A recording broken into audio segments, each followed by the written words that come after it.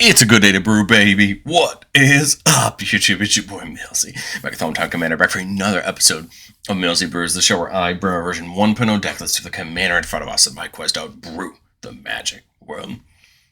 You know the motto, baby. It's AVB, always be brewing, and that's what we're back to do today. The deck list is going to be down in the description for you below. As well as I'd really appreciate it if you could interact with the video, like, comment, subscribe, do all that YouTube stuff. But today, we're finishing out pre-con week with Eshki Temur's Roar. And actually, we're doing two brews for Eshki today. There's a brew right now that you're watching where we're doing Temur Stompy, just classic Stompy big creatures. And then I'm also doing a deck that's Eshki Dragons. Since there's so many dragons in the set and so many decks dragons in that pre-con, I wanted to kind of do both because I think Eshki is really great at both.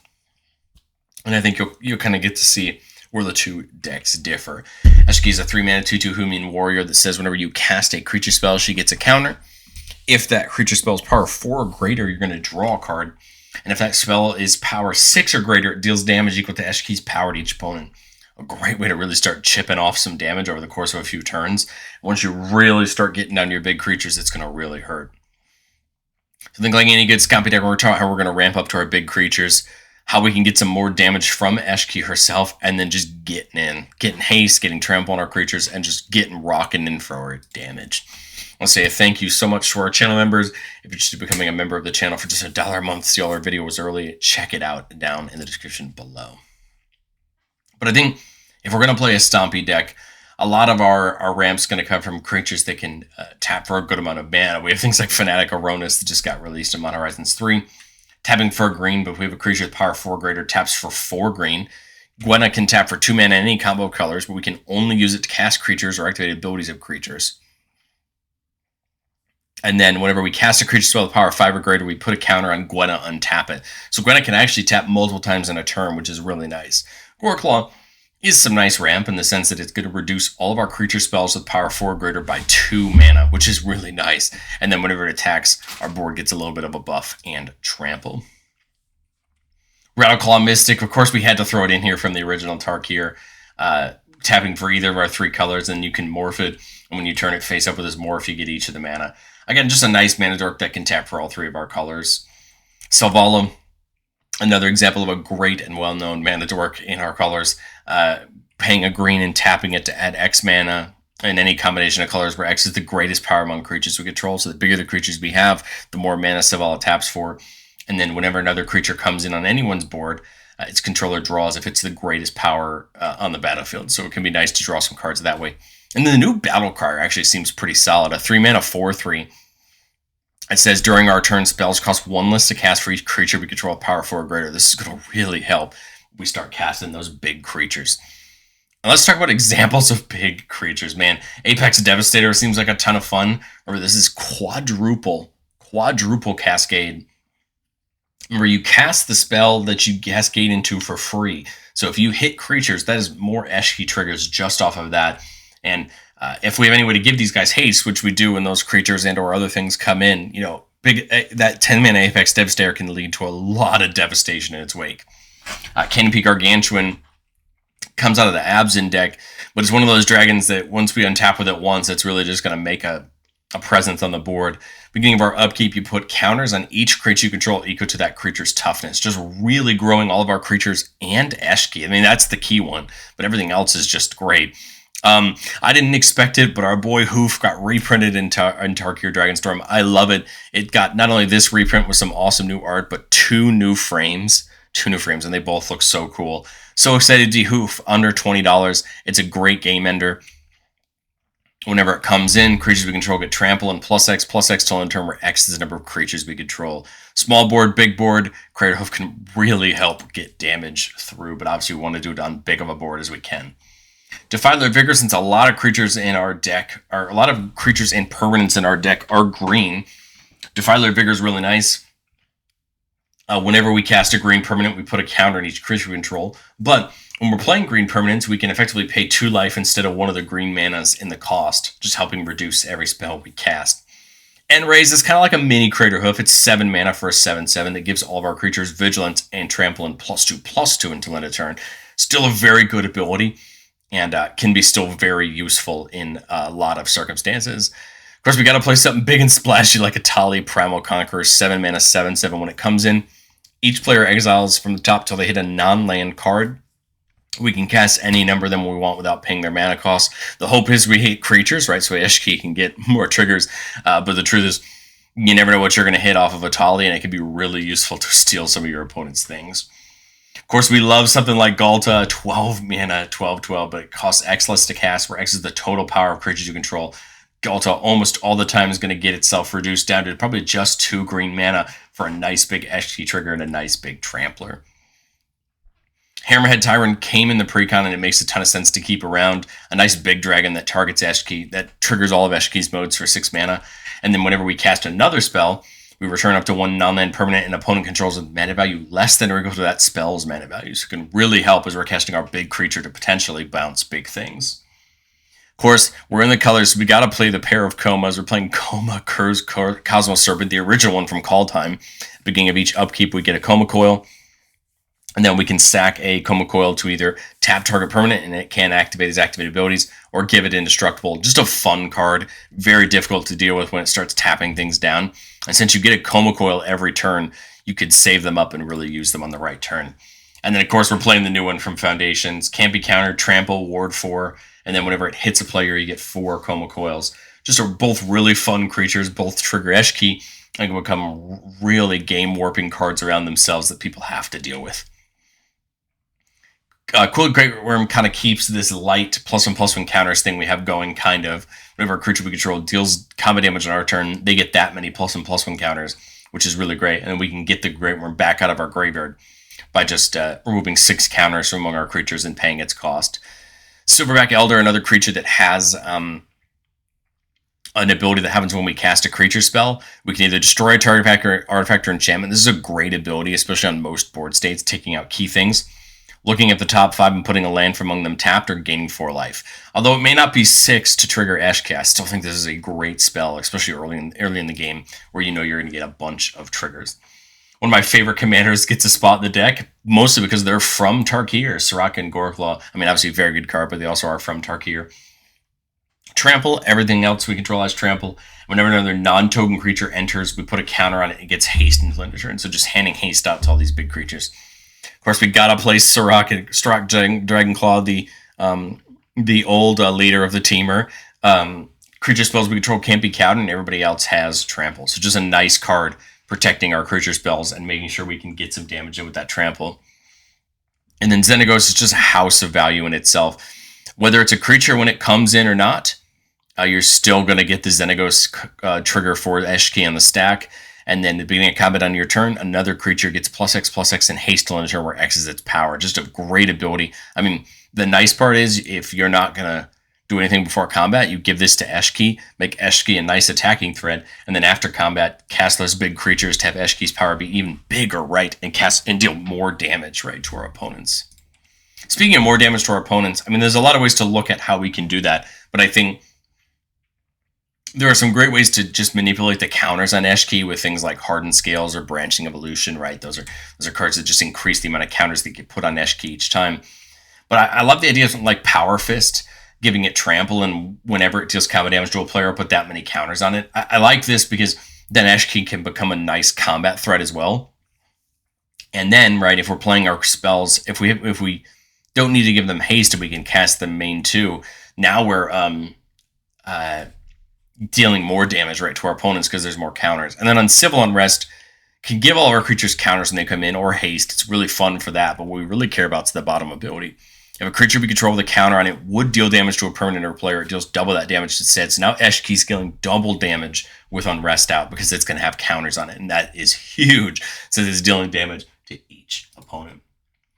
But I think where our Temur deck excels at Stompy is just the access we have to giving our creatures haste. Temur Ascendancy, of course, is kind of the best of both worlds. It gives all your creatures flat haste, and then whenever a creature power 4 or greater enters under our control, we get to draw a card.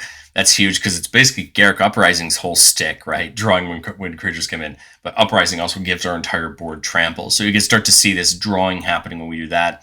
And then Rhythm of the Wild, just stopping our creatures from getting countered and giving that riot like on Uncivil Unrest, letting all of our creatures come in with a counter or haste. If we can have multiple of If we can have Rhythm of the Wild and Temur Ascendancy down at the same time, you're basically going to mean that all your creatures come in with a counter and haste, and they're going to start swinging and getting involved.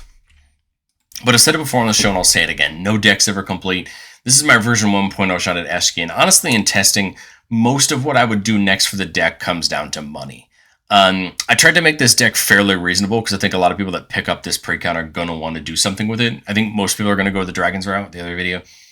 But somebody like Mikey and I originally saw it and went, I can think of a lot of Stompy creatures that fulfill that role. And for probably $100 immediately, I would go after probably a Great Henge and a Vaultborn Tyrant. I love both of these cards. When they come down, they're just absolute houses of value. The Great Henge costs X less to cast, where X is the greatest power among creatures you control. Very often you're getting this down for either just 3 or 2 mana. It taps for 2 green, gains you a couple life, but the bottom ability is what you really care about. Whenever a non-token creature comes in, put a counter on it and draw a card. Just a great ability to draw extra cards each turn, and get that card draw every time, whether you casted the creature or not, which is huge. Vaultborn Tyrant is another one of those. Whenever a creature comes in with power 4 or greater, draw a card. The only difference is it adds gain 3 life. And then if it ever were to die, you get a copy of it back if it wasn't already a token. So this is really fun because you kind of get to get it back again and continue to have that ability helping your board out. If you want to get more cheeky, if you're looking to use things like Craterhoof Behemoth to end the game, you can invest in something like Natural Order. This is a spell that says an additional cost to cast it. You got to sacrifice a green creature. Go get any green creature from your deck and put it on the battlefield. Here's a 4-mana way to do it. Go get that Craterhoof, end the game. There's a lot of other cards you could also get as well with Natural Order, but that's most of the time what it's used for. And it's an option. I just didn't add it into the deck, mainly because I think it's interesting. We always complain about Craterhoof, yet everybody enjoys the Craterhoof, so I'm not really sure either way, but Natural Order is always an option there. Well, let's get into our playtest. Remember, the goals of playtest on the channel is not to find Magical Christmas Land. It's not to determine our best plays or show every combo off. The goal here is to get ourselves into game situations to understand how would we build up our board, how would we play the game, and how do we get ourselves into that mid to late game. Here we're keeping a 2-lander with Rattleclaw, so we are going to be able to get ourselves to Eshki. We see Selvala for some ran. Great one to work up to. And then we see a card in Cactus Folk's Sure Shot. I'm sure a lot of people are going to look at this card and go, why? But what I like about the Sure Shot is its bottom ability. At the beginning of combat on our turn, other creatures with power 4 or greater get trample and haste to turn. This just hands out trample and haste to everything. And I think it's well worth its mana cost, especially in right scenarios. But here, turn 1, we see Cinderglade. I'll just throw it in tap since we're not doing anything turn 1 anyway. Turn 2, we see Ilharg. Man, I love Ilharg. Such a fun card. Whenever it attacks, you can put a creature from your hand tapped and attacking, and you come back to our hand at the end step. We'll get Rattleclaw in here just to give ourselves that extra mana. Now on turn 3, we'll get Eshki down. I guess there's a word where we could also get Selvala down, but I think it just kind of makes sense to get Eshki down. Now we're at 4 mana. I mean, the Sure Shot could get a counter on it and draw us a card. We could go Selvala and just kind of wait the turn, but Sure Shot would also get us kind of closer to Galt as well. My hope is that we draw into a land, and we do, so that's really nice because we can put that down. And now we can look into things like Ilharg next turn to actually attack next turn. Remember, Sure Shot gives it haste, which, again, I always kind of forget when I look at Sure Shot because I'm always thinking of something else. So here, Galta is down to just 4 mana. So I don't think I have any way to put multiple creatures down this turn because I have 3 green sources, not 4, so I can't get Selvala. But my thought is Ilharg. This is a counter, a card draw, and 4 damage to everybody. We sneak the land, huh? That's 1 green. If I go red, 2, 3,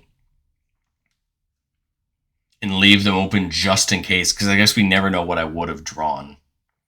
Red, 1, 2, 3. That's double green. We actually can still Galta this turn. What am I bringing in off Ilharg? I guess Quilled Greatworm, right? Because that's going to go off the turn it comes in. So then I think we Galta, gain 1, draw 5 to everybody. Now we go to attack, because remember, these guys get haste, so they can, and trample. So these guys are all going to other creatures get trample and haste. So the Sure Shot may not attack, but these definitely will. I guess Ilhar could put down Kogla if we're worried about an opponent's creatures. I think otherwise we just put down the Great Worm. And it comes in tapped and attacking. So it has trample. All three of these have trample, so they're all going to hit. And I mean, probably just get a bunch of damage. Let's say, just for purposes of this, somebody chumps them just to get, a little bit of damage off of them. I'm just picking random numbers. The Quillworm, its counters won't matter because it's just going to get picked back up.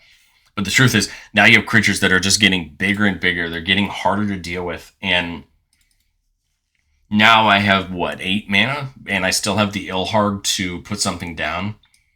I could go... I'm thinking Kogla. Counter, draw, dome the damage with Eshki for 6 to everybody. Right. It fights something. And I only really have 2 mana left, so I don't think there's anything I can do. I guess I could hold up that rapid hybridization just in case. But same thing, go to attack, this gets haste. I'd probably just put the Quilled Great Worm in again just to get the counters. And I think we're just off to a great start here. It's probably just, at this point, it's removal for the Sure Shot or Eshki that would really get us down. Of course, obviously, besides a mass board wipe. But even if you get a mass board wipe, we put Zavala and Gwenna back down, and we're probably just back up to, being able to slam big creatures back down. That's what's just so good about some Stompy decks is not pushing out all your resources if you don't have to, and kind of keeping a backup plan just in case. Here we're keeping a 4-lander on Playtest 2 with a Kodama's Reach, Sirach, and Hammerhead Tyrants, and not a bad start. We've got our at least 3 mana for Eshki. We got a way to keep working. Here, I think we'll get this forest down so that both these guys will come in untapped. And then we might as well just rampant growth. I don't really see anything else we're going to do this turn. 2 blue resources. 4 green sources. 2 red sources. I think I will go get, another island just to be safe. Come to the next turn, and I think we just get Eshki down here. We get to Scry off the Path of Ancestry. I don't know that I mind the command tower, because we're going to go, Sirach into probably Hammerhead the next 2 turns, so I think that's not too bad. Right, we go Sirach, get a counter, draw cards, and then deal 3 to everybody. And now Sirach's in, right, giving everything trample. Fun part is we actually could have done that on our opponent's turn. We didn't have to do it on our turn because it has flash, but, you never know. And then here, my thought is just Hammerhead, counter that 4 damage to everybody. And now Hammerhead's going to help us start bouncing things. Ideally, it's Gargantuan the next turn, right? Just keeping our curve alive as we ramp up. But we could always take the turn to ramp if we wanted to, depending on what we draw. Turn 6 is Defiler of Vigor. I don't think there's any way to get the Vigor and Gargantuan in. But the Vigor could just still be really good. The Vigor still gets us a counter and draws us a card and deals the damage, right? And then I guess we have the mana. We could just do something like Farseek just to use it. Ooh, that's right. No catch your Triome in this one. Just to use it off the Farseek. We bounced something this turn. We still have great attacks here. One with all of them with trample, Hammerhead Tyrant in the air. So we're still attacking in. I think Eshki becomes a nice attacking target once you get it to a certain point. Then here we're at 9 mana. Scourge could make sense to cheat some other things in this turn. We've got at least 1 dragon to be attacking. So maybe we do. It's only 5. It's not going to get the damage. My thought is, does the damage matter? Cast it for 6 with the Defiler Vigor, and I guess leave up a Beast Within or a Kodama's Reach. Maybe that makes sense. Pay the 2 life. I put a counter on everything off of the Defiler Vigor. Then Eshki gets a counter and draws us a card. And then when we attack this turn, the Hammerhead Tyrant is going to deal probably at least 7, if not less, which we can put, something like the Rhythm of Law, or we could put the Gargantuan down, right, if we don't want to cast it. My only thought was casting it could be good to get another trigger off of Eshki. And then coming back to our turn. Oh, sorry. Is it any non-land permanent? Oh, any permanent. So we could have just cheated. We could have just gotten the lands.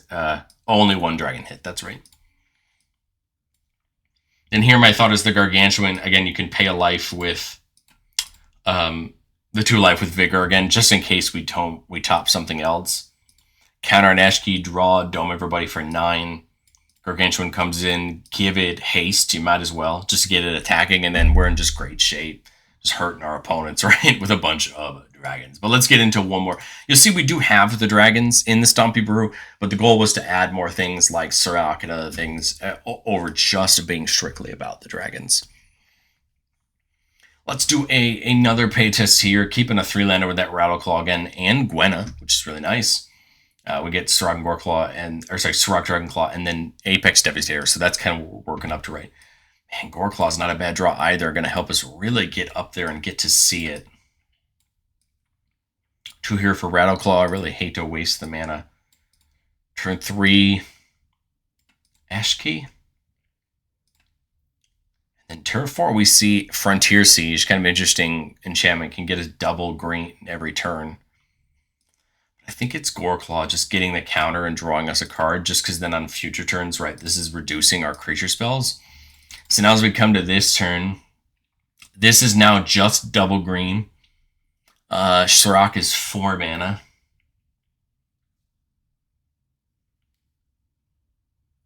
Serac would be 3 mana.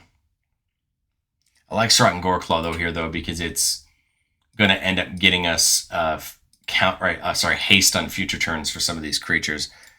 So draw a card, counter, dome everybody for 4. I can put the land back down just to have it down. But attack with Goreclaw and Eshki, probably give them both trample. Then here in the next turn, now Galt is for sure just double green. So we have 4 mana left. Apex would be 8. 1, 2, 3, 4, 5, 6.